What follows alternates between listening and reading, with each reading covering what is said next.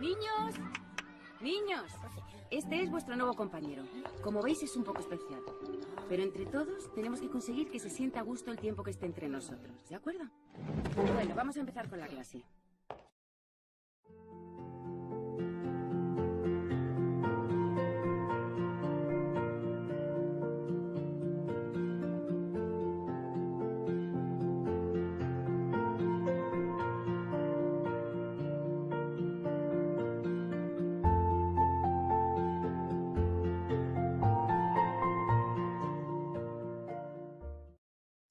Paralisia cerebral, ou PC, é um distúrbio do movimento e da postura, causando limitações nas atividades. Resulta de uma lesão cerebral não progressiva e permanente, ocorrida no período inicial do desenvolvimento infantil, podendo apresentar sintomatologia variada, que caracteriza a gravidade do comprometimento neuromotor com ou sem déficit. A paralisia cerebral pode ser de vários tipos, sendo o mais comum a PC espástica, que apresenta uma diminuta variação de padrões de movimento, uma elevada tendência para o desenvolvimento de deformidades e motor. A atetósica é caracterizada pela existência de movimentos involuntários e de pobre coordenação. A PC atástica é caracterizada por perturbações ao nível dos movimentos voluntários. Geralmente apresenta baixa tonicidade muscular e perturbações de equilíbrio.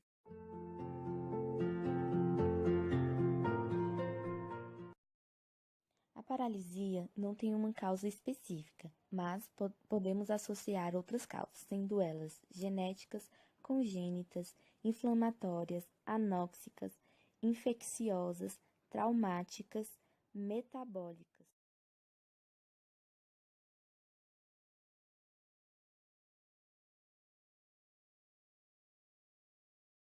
Os pré-natais acontecem com o embrião ou o feto ainda no útero da mãe. As causas associadas: diminuição da pressão parcial de oxigênio, concentração de hemoglobina, superfície placentória. No cordão umbilical pode ocorrer nó de cordão, cordão curto, prolaço ou pinçamento, malformações no cordão. Outras causas são alterações na circulação materna e tumores. Os perinatais, elas ocorrem durante o parto e são divididas em 3 fatores. Os fatores maternos estão associados a anomalias da placenta, cordão e contração uterina, desproporção cefalopélvica e idade da mãe. Os fatores de parto são parto instrumental, anomalia de posição e duração do trabalho de parto. Os fatores são prematuridade, primogeneidade, desmaturidade, gemelaridade e malformações fetais, também a macrosomia fetal. As causas pós-natais, elas acontecem mais por anoxia, que é a falta de oxigênio.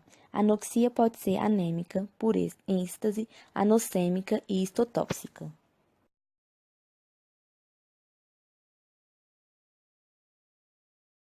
Os sinais clínicos importantes são alteração da consciência, como irritabilidade ou diminuição do estado de alerta, perturbações generalizadas e constantes do tônus, convulsões, problemas com a alimentação e assimetrias duráveis de postura e do movimento. Os sintomas variam muito de caso para caso, sendo o único fator em comum as alterações na função motora, ou seja, na capacidade de movimentar o corpo. Um conjunto de sintomas que se manifestam como alteração dos movimentos pode mudar a apresentação, o crescimento e o desenvolvimento do indivíduo. Bom, em relação à embriologia observada, nós não temos como, através de uma ecografia, dizer se aquela criança vai ou não nascer com paralisia cerebral. Até porque a paralisia cerebral, ela não tem uma causa específica. Então, a gente não pode dizer que qualquer que seja a lesão ou a fratura que ocorreu no cérebro daquela criança vai ocasionar em paralisia cerebral. Bom, cerca de 3 ou 4 semanas após a concepção, o embrião consiste em 3 camadas que dão origem a diferentes órgãos: cérebro, pulmões, ossos, peles, entre outros. O sistema nervoso vem da ectoderme. uma dessas camadas que recebe sinais para a formação de uma área achatada chamada placa neural. Com o tempo, essa placa forma rugas e vai se dobrando, até que suas duas pontas se unem, dando origem ao tubo neural. No topo desse tubo há um crescimento de protuberâncias que dão origem a algumas partes do cérebro. Nesse ponto, a ectoderme recebe mais sinal para continuar a formação do sistema nervoso central, mas, dessa vez, ela se concentra em formar neurônios. Essas células são as responsáveis pela condução de impulsos nervosos, que por sua vez são os que fazem o nosso corpo continuar funcionando, propagando esses impulsos para todos os órgãos e tecidos. Os neurônios, eles se formam dentro do tubo neural, mas devem ser conduzidos até a parte do cérebro onde vão desempenhar suas funções. Por isso, eles migram com a ajuda de células nutritivas chamadas neuróglias e formam conexões durante esse movimento. Algumas anomalias cerebrais são resultados de quando ocorre um erro nesse processo e os neurônios não conseguem chegar ao seu destino correto. Diversas condições afetam essa migração, como o uso de drogas, de álcool, exposição à radiação, entre outras. Bom, no mais, as conexões entre neurônios são feitas por meio de uma espécie de rabinho. Eles criam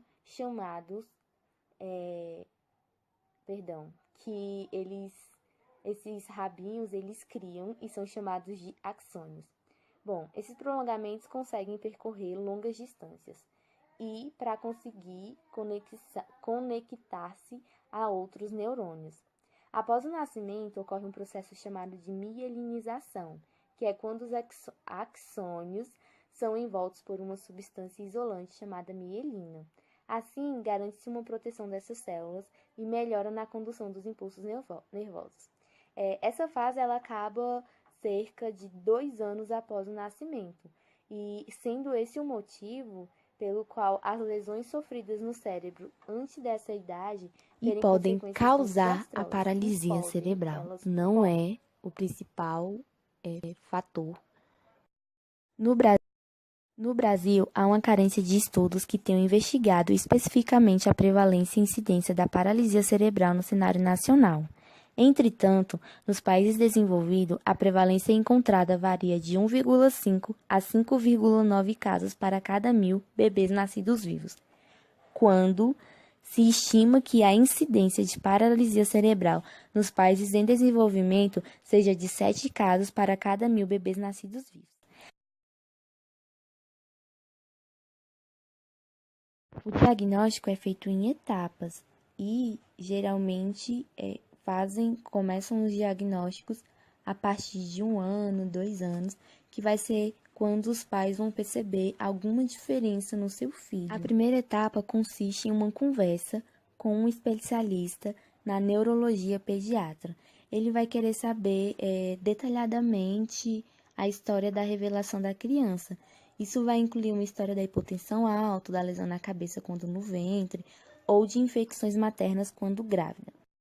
A segunda etapa é a história detalhada do parto e dos 6 primeiros meses após o nascimento.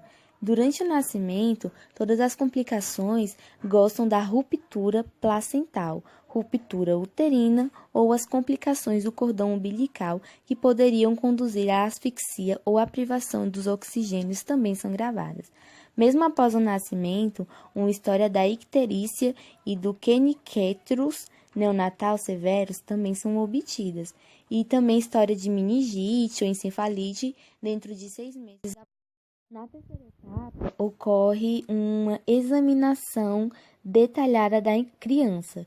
Isto vai incluir reflexo da criança, a postura, habilidades de motor e tom de músculo.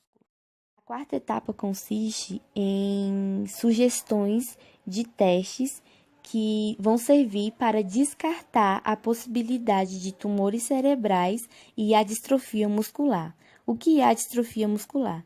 A distrofia muscular é uma condição genética que afeta a revelação dos músculos e também pode ser confundida com a perna. Na quinta etapa, análises de sangue são recomendadas. Os testes de imagens lactentes de cérebro incluem o ultrassom craniano. Isto usa ondas sadias para acumular uma imagem dos tecidos de cérebro da criança e pode ajudar a detectar anomalias.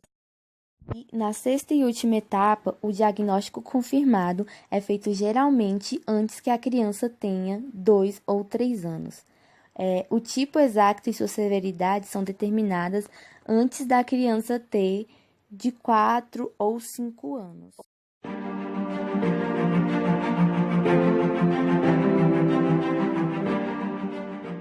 Ele vai estabelecer um programa de tratamento junto aos pais e cuidadores, visando o desenvolvimento neuropsicomotor, favorecendo experiências e aprendizado sensório-motor. Um dos focos de intervenção está voltado para o desempenho e independência de crianças com paralisia cerebral, estimulando os aspectos cognitivos, auxiliando nas adaptações e execuções de tarefas de vida diária, que inclui tarefas de automanutenção, como banho, vestuário, alimentação, uso do banheiro, higiene oral e comunicação, e também estimulando o brincar e o lazer, com o intuito de proporcionar experiências concretas, prazerosas e adequadas, sempre respeitando as características individuais de cada criança.